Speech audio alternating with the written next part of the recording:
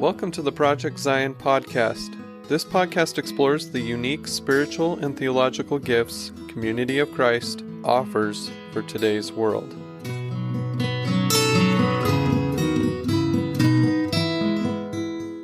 Welcome to Coffee in the Swarm, part of Project Zion podcast. This is Mike Hoffman, campus minister, and today we have with us Grant Warner. Grant, welcome to Project Zion podcast and Coffee in the Swarm. Yes, thank you for having me. Hey, glad to be able to interview you and talk to you about this. So Grant, tell us a little bit about yourself. Major, year, what's going on in your life? Absolutely. So my name's, like Mike said, Grant Warner. I'm originally from Elk River, Minnesota. I'm a senior here at Graceland University. I'll be majoring in health and movement sciences with an endorsement in education. Hope to be a PE or health teacher one day. What else? I'm on the Agape House, and what else? All right. Well, so I know you from CSL, which is the Council on Student Life. Yes, sir. And you are the ASK chair, Yes. which ASK stands for? I'm the Academic Student Council president here at Graceland. I handle some of the academic affairs with students, and I help promote academic success here on campus in any way and shape and form. And sometimes that looks like some events, some fun trivia nights, and otherwise it looks like giving students supplies that they need to be successful for studying and getting good grades. That's cool. I didn't know about the last part about the supplies. I see your events on brains versus bronze. Yes, That's sir. a popular thing to do and that kind of thing. So, Absolutely. well, cool. So you said you're from Elk River. I started to say Elkhart, but I knew that wasn't right. Elk River, Minnesota. So what was it like? Your experience in the church in that area, growing up and that kind of thing? So I actually went to the Apple Valley congregation in Minnesota, and that was probably an hour away, I think, from Elk River. So it was quite the commute every morning, but I like the way my mom always says it, like it's worth the commute because the people there, we haven't made as much any connections, any other churches that we have tried. So the Apple Valley congregation is awesome. I've been going there ever since I can remember. But that's kind of where I call home, and kind of why I came to Graceland as well, because that connection through Graceland and Community of Christ is really cool as well. Okay. So did you go to camps in Minnesota then? Absolutely. So I went to some camps. They have minimal camps because our congregation at the time, like our kid population was kind of small. I gotcha. I went to camps in Minnesota, Wisconsin, of course here in Iowa. Spec had a huge impact on me and why I came to Graceland especially. So, okay. Did you get one of the scholarships through Spec to come to Graceland? I don't believe so. Okay. Yes. I guess that was a long time ago now. Yes. So. I might have. I don't remember. Yeah, that's all right. That's okay. Well, cool. So we sort of covered what brought you to Graceland then, your connections to the church, and did an interest in a particular major. You said you're an allied health major.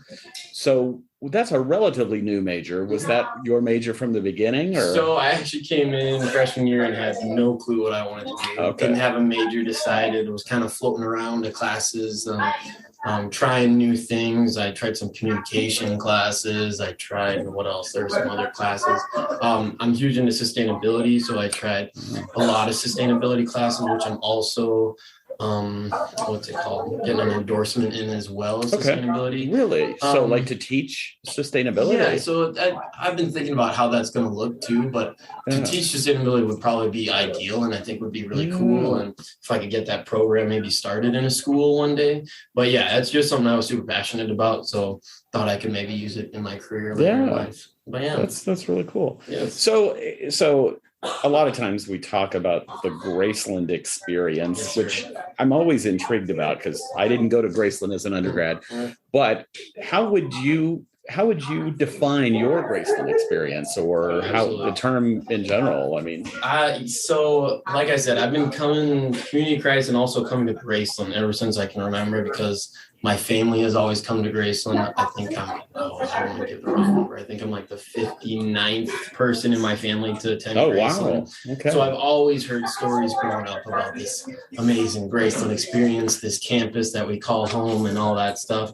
So as soon as I got here, it was like, wow, I can see where all the hype's about, because this place is awesome. Like, Graceland experience can simply be like summed up in the connections you make with people. I've made friends, especially on my house, but also on the teams I've been on, that it means so much too. And to be like a close-knit family, I almost like to call it, but the events, of course, make it something special as well. So sometimes it's hard to describe, but it's something special for sure. So you mentioned teams. What teams are you thinking about? Yes, so I was a part of my freshman, sophomore, and junior year. I was a part of the men's soccer team, and as well as the track and field team here at Graceland. Okay. So, yep. Okay. And you're not on those teams now? No, this senior year, I had a lot on my plate, so Gotcha. I had to take a step back. So yeah. So being the 59th or something like that student here from your family, so that obviously that makes you here at Graceland, at least some people call a legacy student, yes, sir. That kind of thing. So, but I also know you're leaving a legacy, and you and I have talked a little bit about that. Well, I've talked about that with the GSG officers, which, I didn't really say that at the onset as the Ask President. Mm-hmm. You're one of the top 8 GSG officers this year. Yes, so what kind of legacy do you hope to leave at Graceland? I mean, not that, you're already doing it. No, but absolutely. I think just like a positive legacy to, I know I've had so many like idols that I've looked up to. Some name drops specifically would be Dylan Fox. He was the previous year's academic student council president. My sister, of course, that I've looked up to, and they've all played such a huge role in Graceland, and you still see it some today, like in their clubs that they've done, in their organizations that they left behind. But my legacy, like I said, just to be positive, to be remembered positive, and like to leave, it sounds cheesy, but leave Graceland better than when I came in. So if that's by starting a new tradition, if that's by, I don't know, putting more money into something that can come up and be nice on campus while I'm not here, that's the kind of legacy that I want to be like left behind. That's great. That's really great. So I know we have lots of clubs and organizations. Are you in a club on campus? Absolutely. So there's a couple clubs I was in and then aren't pretty much clubs anymore. Outdoor club, which is just a super fun. We get together outdoors, of course, and just live it up outside. We go on some camping trips. The other one, I was a part of the sustainability club. Oh, sure. Last year, my sister Kennedy Warner was the president of sustainability, and I was the chair or vice president at the time. We did some really cool events. This year, it's kind of dwindled because we don't really have an advisor right now. For the sustainability club? Correct. Okay. So I've still tried to do some with it. And through GSG, we've kind of been working on that too. We're going to plan a community cleanup. We're working on utensils, like reusable utensils throughout campus to reduce plastic and stuff like that. But for other clubs, there's some other fun ones. There was Lettuce Club that was a year ago or 2 years ago, and that's dwindled too. But what Lettuce Club is not? It has. I know. I was much looking forward to it. Yeah. So just in case you're listening and you don't know what Lettuce Club is, my understanding, you correct me, Grant, it met once a year, and you each ate a head of lettuce. Yes, So that was and that was a legacy that actually one of the former Student Life employees headed up. Yeah. So that's awesome. So very that's cool. very cool. Yeah. Okay. Let's see. You've covered it a little bit, but what do you plan to do after you graduate? Teach? Yeah, so that's definitely in the cards. I still have to student teach. And then after that, my big hopes are, it sounds kind of cheesy, but I really want to get a van and convert it. Oh, yeah. Kind of live in a van, which sounds very hippie style, but I've always wanted to visit all the national parks. So I plan on doing that, visiting all national parks. I've also thought it would be really cool. And I'm not just saying this. My mom has really encouraged me to maybe like visit different churches as well and try to visit as many of the Community of Christ churches around the nation and stuff like that. And then once my adventure is kind of done, maybe start teaching. I see. Yes. Well, and you're going to student teach in the fall, Correct. the fall semester. So you'll have, I mean, it depends on when you get hired and probably. Yes, sir. So I can see that whole next semester you're in a van traveling around the world. Yes, you know, you should turn it into a video podcast. I've thought about it, something like that. Yeah. Adventures with Grant. There on the you go. road. Wow, that'd be cool. Yep. That would be really cool. So absolutely. All right. So let's think about Community of Christ for a minute. You talked about visiting congregations and things. So do you have any hopes for Community of Christ in the future? You know, or is there any one thing or multiple things, I guess, you would want Community of Christ leadership to know? Yeah, I mean, like I said, I love Community of Christ. It's always going to be a part of me. It's just what I've been in, surrounded myself growing up and stuff. I guess my one thing that I would recommend or hope to talk to some leadership about is kind of like the world's changing and find a way to appeal to this younger generation. Yeah. And I think the easiest way to do that, which I've seen here at Graceland and like Afterglow, which is a prime example, is the music. The music is a huge part, like upbeat, give them a reason to come to hear this music that they love, as well as just maybe let the voices of the younger generation be heard, like hearing the stories and the messages that some of these Graceland students have given at Afterglow and various places is really eye-opening and really cool to hear. And like sometimes you don't hear that all the time at Community of Christ, of course. So I mean, that would just be my one thing. Maybe like I know they do youth services sometimes, like my church did it all the time that I was a part of as well.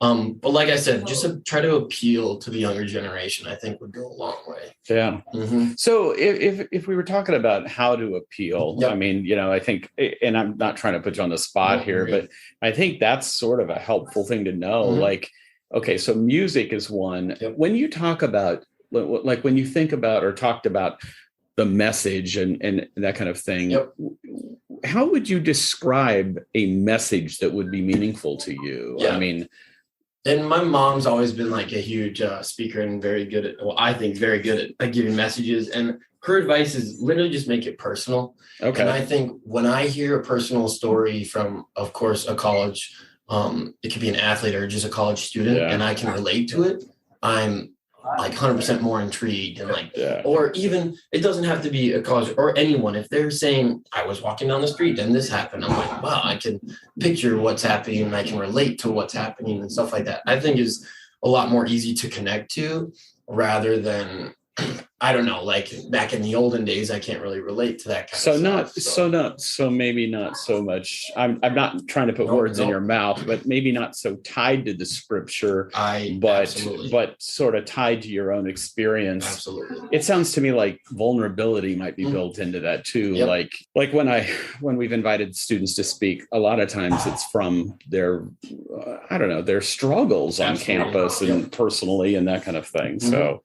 So that kind of thing. That makes sense. I mean, I remember, I was in a class a long time ago, and it if you think about a typical congregation and you're sharing something, it's like, if you share something from elementary school, everybody remembers what it's like to go through elementary school. So, so it's very good point.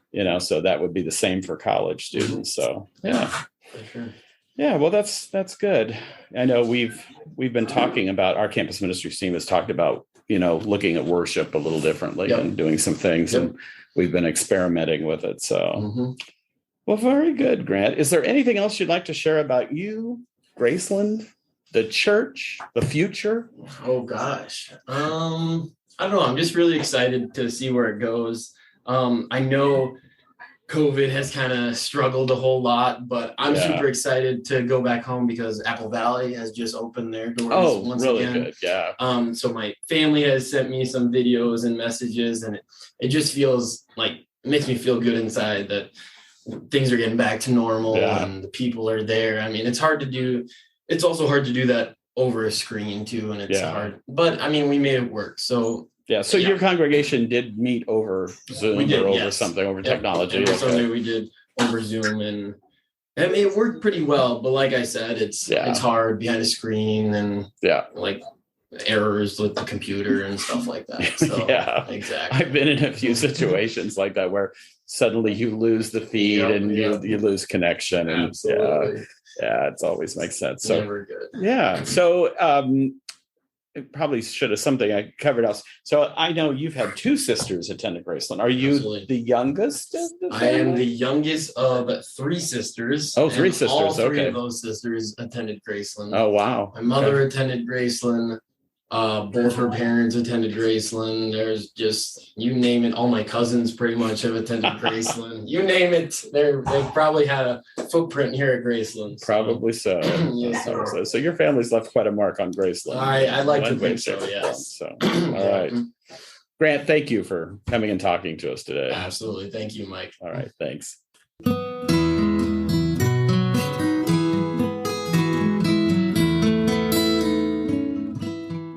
Thanks for listening to Project Zion Podcast.